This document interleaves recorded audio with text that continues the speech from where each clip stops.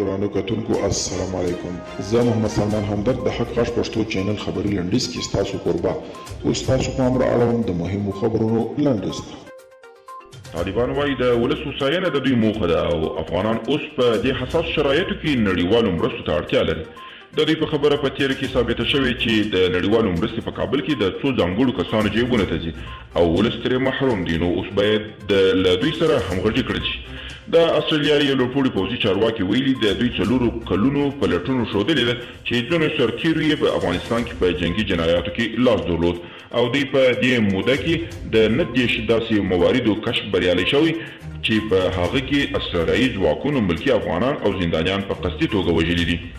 د افغانستان لپاره د امریکا نومول شوی سفیر ویلیام راجر وایي طالبان به درنو تلفاتو سره بیا هم خپلې جګړې ته ادامه ورکړي. نوموړی وایي امریکا 2 انتخاب لري، یو دا چې له افغانستان څخه خپل سرتیري وباسي او بل دا چې په افغانستان کې یوې خونړۍ بې پایه او بې بریا جګړې ته ادامه ورکړي. د امریکایي رسنیو د راپورونو له مخې د امریکا د منتخب ولسمشر جو بایډن د بهرنۍ پالیسي ټیم پر دې ټینګار کوي چې باید د زلمي خلیلزاد ماموریت ادامه ولري او په افغانستان کې د روانې جګړې د خبرو له لارې ختمه کړل شي.